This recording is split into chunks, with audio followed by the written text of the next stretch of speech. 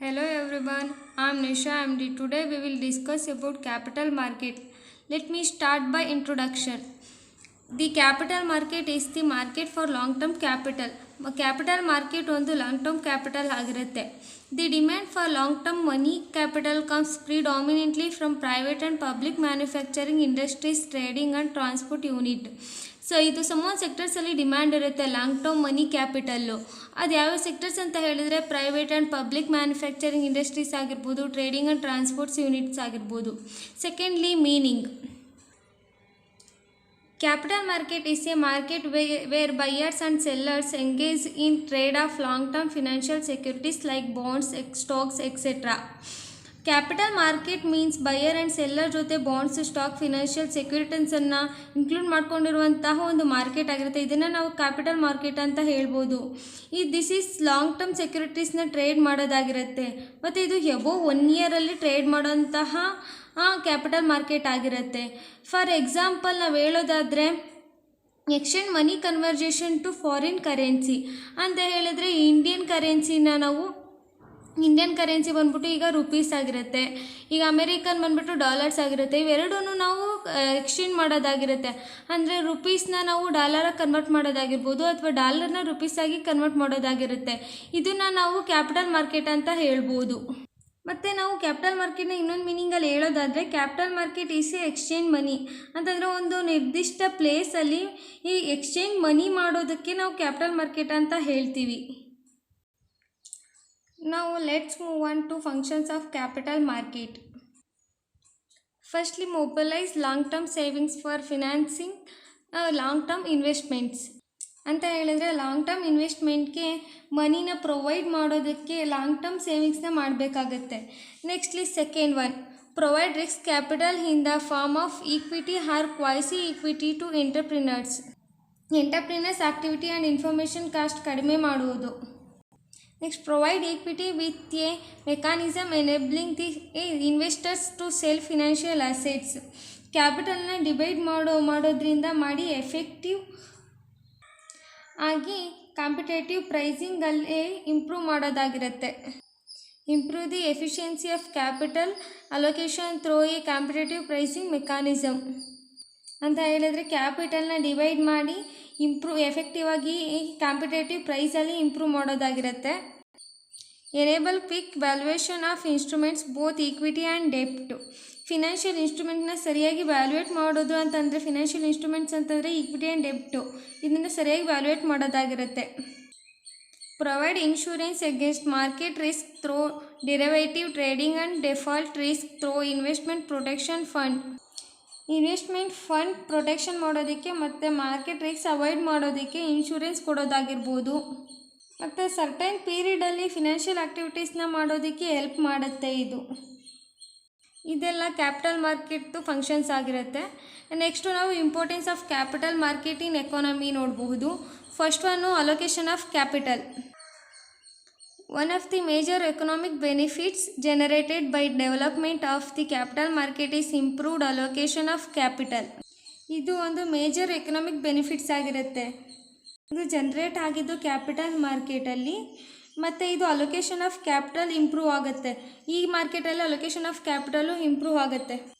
The price of equity and ಡೆಪ್ಟ್ respond immediately to change in market conditions and quickly ಎಂಬಾಯ್ಡ್ in current assets price. Equity and ಡೆಪ್ಟ್ ಮೇಲೆ ಇರುವಂಥ price market ಕಂಡೀಷನ್ಸ್ನ change ಮಾಡುತ್ತೆ. Second one, allocation of risk.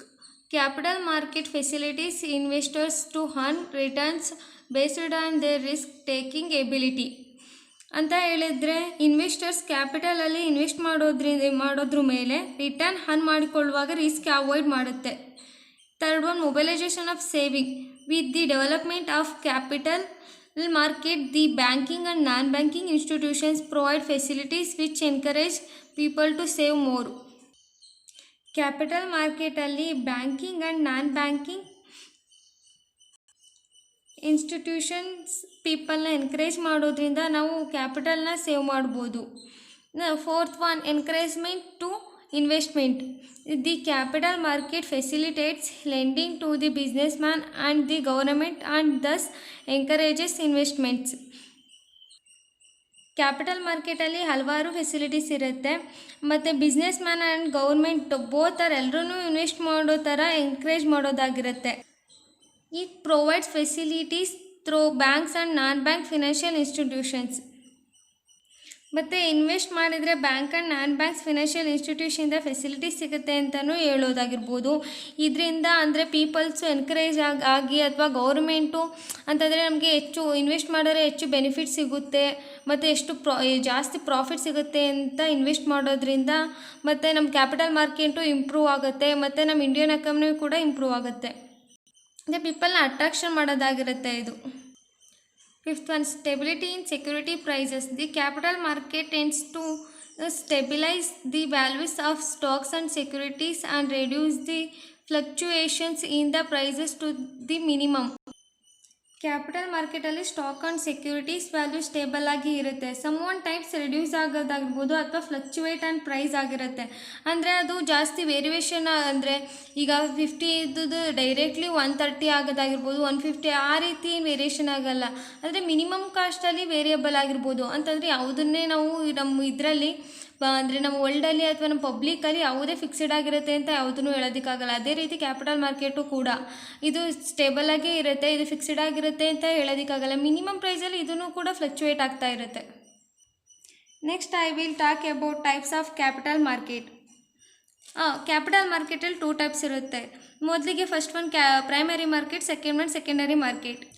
Let's start with primary market. Primary ಮಾರ್ಕೆಟಲ್ಲಿ debentures and ಸೆಕ್ಯೂರಿಟೀಸ್ನ sold ಮಾಡೋದಾಗಿರ್ಬೋದು. ಅಂದರೆ first time long term ಕ್ಯಾಪಿಟಲ್ನ collect ಮಾಡೋದು. ಅಂದರೆ ಮಾರ್ಕೆಟ್ ಕ್ಯಾಪಿಟಲಲ್ಲಿ ಮಾರ್ಕೆಟಲ್ಲಿ ನೀವು ಇಶ್ಯೂಸ್ ಮಾಡೋದಕ್ಕೆ ಪ್ರೈಮರಿ ಮಾರ್ಕೆಟನ್ನು ನ್ಯೂ ಇಶ್ಯೂ ಮಾರ್ಕೆಟ್ ಅಂತ ಕರೀತಾರೆ. ಅಂದರೆ ಈ ನ್ಯೂ ಇಶ್ಯೂ ಮಾರ್ಕೆಟ್ ಅಂತ ಹೇಳಿದ್ರೆ ಡಿಬೆಂಚರ್ಸು ಮತ್ತು ಸ್ಟಾಕ್ಸ್ ಆಗಿರ್ಬೋದು, ಶೇರ್ಸ್ನ ಹೊಸದಾಗಿ ಇಶ್ಯೂ ಮಾಡೋದ್ರಿಂದ ಇದಕ್ಕೆ ನ್ಯೂ ಇಶ್ಯೂ ಮಾರ್ಕೆಟ್ ಅಂತ ಕರೀತಾರೆ.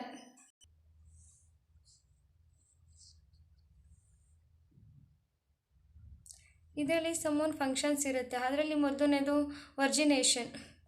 ವರ್ಜಿನೇಷನ್ is referred to has examine, evaluate and process new project proposals in the primary market. Primary ಮಾರ್ಕೆಟಲ್ಲಿ ನ್ಯೂ ಪ್ರಾಜೆಕ್ಟ್ ಪ್ರಪೋಸಲನ್ನು ಎಕ್ಸಾಮೈನ್ ಮಾಡೋದು ಅಥವಾ ಇವ್ಯಾಲ್ಯೂಯೇಟ್ ಆ್ಯಂಡ್ ಪ್ರೊಸೆಸ್ ಮಾಡೋದಕ್ಕೆ ರೆಫರ್ ಮಾಡೋದನ್ನು ವರ್ಜಿನೇಷನ್ಸ್ ಅಂತ ಅಂತಾರೆ. Secondly underwriting. For ensuring the success of new issue, there is a need for underwriting firms. These are the ones who guarantee minimum subscriptions.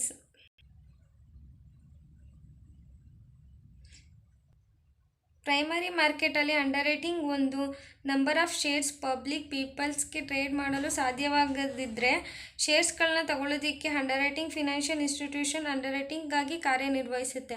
ಅಂತ ಹೇಳಿದ್ರೆ ನಾವು ಈಗ ಒಂದು ಶೇರ್ಸ್ನ ಇಶ್ಯೂ ಮಾಡಿರ್ತೀವಿ, ಅದನ್ನು ಯಾವುದೇ ರೀತಿ ಯಾವುದು ಇನ್ಸ್ಟಿಟ್ಯೂಷನ್ಸು ಅದನ್ನ ಶೇರ್ಸ್ನ ತೊಗೊಂಡಿರಲ್ಲ. ಅಂತ ಇದರಲ್ಲಿ ಕ್ಯಾಪಿಟಲ್ ಮಾರ್ಕೆಟು ಫಿನಾನ್ಷಿಯಲ್ ಇನ್ಸ್ಟಿಟ್ಯೂಷನ್ ಥರ ಹೋಗ್ಬಿಟ್ಟು ಶೇರ್ಸ್ನ ತೊಗೊಳುತ್ತೆ. ಅದನ್ನು ಅಂಡರ್ರೈಟಿಂಗ್ ಅಂತ ಹೇಳಿ ಕರಿತೀವಿ ನಾವು. Third one distribution. For the success of issue, brokers and dealers are given job distributions who directly contact with investors. Issue ಮಾಡೋದು ಸಕ್ಸಸ್ ಆದಾಗ ಬ್ರೋಕರ್ಸ್ ಆ್ಯಂಡ್ ಡೀಲರ್ಸ್ಗೆ ಜಾಬ್ ಡಿಸ್ಟ್ರಿಬ್ಯೂಟ್ ಮಾಡೋದಕ್ಕೆ ಡೈರೆಕ್ಟಾಗಿ ನಾವು ಇನ್ವೆಸ್ಟರ್ನ ಕಾಂಟ್ಯಾಕ್ಟ್ ಮಾಡಬೇಕಾಗಿರುತ್ತೆ. Second type secondary market.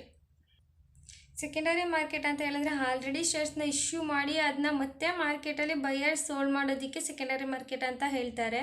ಇದರಲ್ಲಿ ಸಮೋನ್ ಫಂಕ್ಷನ್ಸ್ ಇದೆ. ಅದು ಯಾವುದಂತ ಹೇಳಿದ್ರೆ ಪ್ರೊವೈಡ್ ಎ ಮಾರ್ಕೆಟ್ ಪ್ಲೇಸ್ನ ಪ್ರೊವೈಡ್ ಮಾಡಬೇಕು. Continuous and active trading. ಈ trading active and continuous process ಆಗಿರುತ್ತೆ. Offers liquidity to the investors for their assets. ಈ ಮಾರ್ಕೆಟಲ್ಲಿ ಇನ್ವೆಸ್ಟರ್ಸ್ ಸಮೋನ್ ಆಫರ್ಸ್ನ ಕೊಡೋದು ಅಸೆಟ್ ಮೇಲೆ ಆಗಿರುತ್ತೆ. Let's look at structure of financial market. Capital ಮಾರ್ಕೆಟಲ್ಲಿ 4 ಟೈಪ್ಸ್ ಇರುತ್ತೆ. Government securities, industrial securities market, development financial institutions, financial intermediaries. ಈ ಇಂಡಸ್ಟ್ರಿಯಲ್ ಸೆಕ್ಯೂರಿಟೀಸ್ ಮಾರ್ಕೆಟಲ್ಲಿ 2 ಟೈಪ್ಸ್ ಇರುತ್ತೆ. ನ್ಯೂ ಇಶ್ಯೂಸ್ ಮಾರ್ಕೆಟು ಮತ್ತು ಓಲ್ಡ್ ಇಶ್ಯೂಸ್ ಮಾರ್ಕೆಟು. ಈ ಡೆವಲಪ್ಮೆಂಟ್ ಫಿನಾನ್ಷಿಯಲ್ ಇನ್ಸ್ಟಿಟ್ಯೂಷನ್ಸಲ್ಲಿ 6 ಟೈಪ್ಸ್ ಇರುತ್ತೆ. IFCI, ICICI, SFCS, IDBI, IIBI, UTI. Next financial ಇಂಟರ್ಮೀಡಿಯೇಟ್ಸಲ್ಲಿ fifth ಇರುತ್ತೆ merchant banks, mutual banks, leasing companies, venture capital companies, others. Firstly government securities ಅಥವಾ gilt edged market. The government securities is called gilt edged market ಅಂತ ಹೇಳಿದರೆ government ಸೆಕ್ಯೂರಿಟೀಸ್ನ ಇನ್ನೊಂದು ಹೆಸರಲ್ಲಿ ಕರೀತಾರೆ. ಅದು ಯಾವುದಂತ ಹೇಳಿದರೆ ಗಿಲ್ಟ್ ಎಡ್ಜ್ಡ್ ಮಾರ್ಕೆಟ್ ಅಂತ ಹೇಳಿ.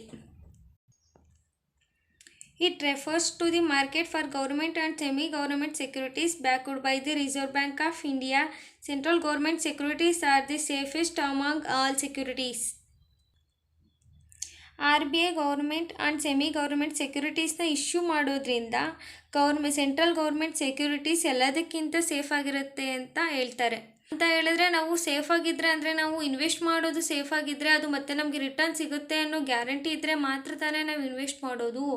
ಅದೇ ಥರ ಇತ್ತು ಗೌರ್ಮೆಂಟ್ ಸೆಕ್ಯೂರಿಟೀಸಲ್ಲಿ ನಾವು ಗೌರ್ಮೆಂಟ್ ಅಂತ ಹೇಳಿದ್ರೆ ಎಲ್ಲರೂ ನಂಬ್ತಾರೆ ಸರ್ಕಾರ. ಅದಕ್ಕೆ ತಾನೇ ಮೋಸ ಮಾಡೋಕ್ಕೆ ಸಾಧ್ಯ. ಅದರಂತೆ ಡಾಕ್ಯುಮೆಂಟ್ಸ್ ಇರುತ್ತೆ, ನಮಗೆ ರಿಟರ್ನ್ ಪಡ್ಕೋಬಹುದು ಅಂತ ಅನ್ನೋ ಗ್ಯಾರಂಟಿ ಮೇಲ್ಗಡೆ ಇದು ಇಶ್ಯೂ ಮಾಡಿದಾಗ ಶೇರ್ಸ್ನ ಪರ್ಚೇಸ್ ಮಾಡೋದಾಗಿರ್ಬೋದು, ಮತ್ತು ಇದು ಸೇಫ್ ಆಗಿರುತ್ತೆ ಅಂತ ಪೀಪಲ್ಸ್ ಅನ್ಕೋತಾರೆ. Secondly, industrial securities market. The industrial securities market refers to the market for shares and debentures of old and new issue companies. Industrial securities market ಎಕ್ಸಿಸ್ಟಿಂಗಲ್ಲಿ ಇರುವಂತಹ ಕಂಪನಿ ಅಥವಾ ಶೇರ್ಸ್ ಆ್ಯಂಡ್ ಡಿಬೆಂಚರ್ಸ್ಗಳ ಮಾರ್ಕೆಟನ್ನು ಸೂಚಿಸುತ್ತೆ.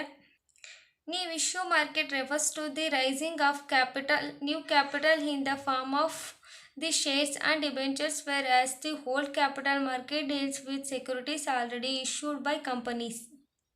ನೀವು ಇಶ್ಯೂ ಮಾರ್ಕೆಟ್ ಶೇರ್ಸ್ ಇಶ್ಯೂ ಮಾಡಿ new ಕ್ಯಾಪಿಟಲ್ನ raise ಮಾಡುತ್ತೆ, ಮತ್ತು hold capital market already company issue ಮಾಡಿರುವ ಸೆಕ್ಯೂರಿಟೀಸ್ ಜೊತೆ ಡೀಲ್ಸ್ ಮಾಡ್ಕೊಂಡಿರೋದಾಗಿರುತ್ತೆ. Third one development financial institutions, ಅದನ್ನು DFI ಅಂತಲೂ ಕರೀತಾರೆ. DFI were established mainly to earlier to the demand for long term finance by the industrial sector. DFI establish ಆಗಿದ್ದು long term financial industrial ಸೆಕ್ಟರ್ಸಲ್ಲಿ ಡಿಮ್ಯಾಂಡ್ನ create ಮಾಡೋದಕ್ಕೆ. India's first DFI was set up in 1948 and is established state financial corporations to provide long-term financial to small and medium industrial unit at the state level after passing of the SFCS Act 1951, followed by the formation of Industrial Finance Corporations of India. ICICI established in 1955, IDBI established in 1964, UTI established in 1964, AFT followed soon after, LIC was set up in 1956 ಅಂತ ಹೇಳಿದರೆ India's first DFI establish ಆಗಿದ್ದು 1948ಅಲ್ಲಿ. ಇದು ಯಾವ ಸೆಕ್ಟರಲ್ಲಿ establish ಆಯಿತು ಅಂತ ಹೇಳಿದರೆ state financial corporations, ಇದನ್ನು SFCS ಅಂತಲೂ ಕರೀತಾರೆ. ಇದೇನನ್ನು ಪ್ರೊವೈಡ್ ಮಾಡ್ತಿತ್ತು ಅಂತ ಹೇಳಿದರೆ ಸ್ಮಾಲ್ ಆ್ಯಂಡ್ ಮೀಡಿಯಮ್ ಇಂಡಸ್ಟ್ರಿಯಲ್ಲಿ ಲಾಂಗ್ ಟರ್ಮ್ ಫಿನಾನ್ಷಿಯಲ್ನ ಪ್ರೊವೈಡ್ ಮಾಡೋದಾಗಿರುತ್ತೆ. ನೆಕ್ಸ್ಟು ಇದು state level after passing the SFCS act ಬಂದ್ಬಿಟ್ಟು 1951. ಇದು ಯಾವುದನ್ನು ಫಾಲೋ ಮಾಡುತ್ತೆ, ಇದು ಯಾವ ಫಾರ್ಮೇಷನ್ಲಿ ಇರುತ್ತೆ ಅಂತ ಹೇಳಿದರೆ industrial finance corporation of India.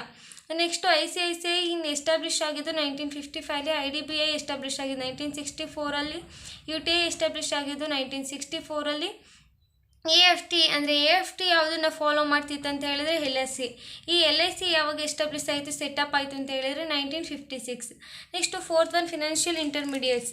The intermediate between savers and investors, they lend money. They also mobilize savings. The various financial intermediaries. Financial intermediate ಅಂತಂದರೆ ಫಿನಾನ್ಸ್ ಆಕ್ಟಿವಿಟೀಸ್ಗೆ ಅನುಕೂಲವಾಗುವಂಥ ಸಮ್ಮನ್ parties between company and investors are ಪರ್ಸನ್ಸ್ನ ಈ ಇಂಡಸ್ಟ್ರಿಗೆ ಅಂದರೆ capital ಮಾರ್ಕೆಟಲ್ಲಿ invest ಮಾಡೋ ಥರ ನಾವು ಅಪ್ರೋಚ್ ಮಾಡೋದಾಗಿರ್ಬೋದು, ಮತ್ತು ಇದರಲ್ಲಿ ಸೇವ್ ಮಾಡ್ಬೋದು ಅಂತ ಹೇಳೋದಾಗಿರುತ್ತೆ. ಮತ್ತು ಅವ್ರಿಗೆ ಇಂಟರ್ಮೀಡಿಯೇಟ್ಸ್ ಬರ್ತಾರಲ್ಲ ಅವರಿಗೆ ಅಂದರೆ ಮಧ್ಯವರ್ತಿಗಳಿಗೆ, ಫಿನಾನ್ಷಿಯಲ್ ಮಧ್ಯವರ್ತಿಗಳಿಗೆ ನೀವು ಈ ಥರ ಇನ್ವೆಸ್ಟ್ ಮಾಡಿದ್ರೆ ನಮಗೆ ಇಷ್ಟು ಸೇವ್ ಆಗುತ್ತೆ ಅಂತ ಅವ್ರನ್ನ ಅಪ್ರೋಚ್ ಮಾಡೋದಾಗಿರುತ್ತೆ. Let's start with capital market institutions. Firstly mutual funds. Some people credit mutual funds ಮೇಲೆ ಇನ್ವೆಸ್ಟ್ ಮಾಡ್ತಾರೆ. ಕ್ಯಾಪಿಟಲ್ನ ಭಾಗವಾಗಿ ಗೌರ್ಮೆಂಟ್ ಸೆಕ್ಯೂರಿಟೀಸ್ ಒಳಗೊಂಡಿರುತ್ತೆ. ಮತ್ತು public sectors banks and financial institution setup mutual funds on tax exam ಬೇಸಿಸಲ್ಲಿ ಇರುತ್ತೆ. ಇದು footing and unit trust of India ಈ ಬೇಸಲ್ಲಿ ಈ ಬೇಸಲ್ಲಿ ಇರುತ್ತೆ. Lastly, in conclusion, the lack of an advanced and vibrant capital market can lead to underutilization of financial resources. Capital market ಇದು financial ರಿಸೋರ್ಸ್ನ ಜಾಸ್ತಿ ಮಾಡಿಕೊಂಡು ಅದನ್ನ ಸರಿಯಾಗಿ ಯುಟಿಲೈಸ್ ಮಾಡ್ಕೊಳ್ಳೋದ್ರಿಂದ ಹೆಲ್ಪ್ ಆಗುತ್ತೆ ಅಂತ ಹೇಳುತ್ತೆ. The developed capital market also provides access to the foreign capital for domestic industries. Thus, capital market definitely plays a